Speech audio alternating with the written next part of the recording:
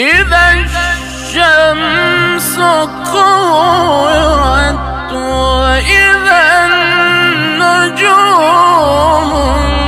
انكدرت وإذا الجبال سيرت وإذا العشار طلت وإذا الوحوش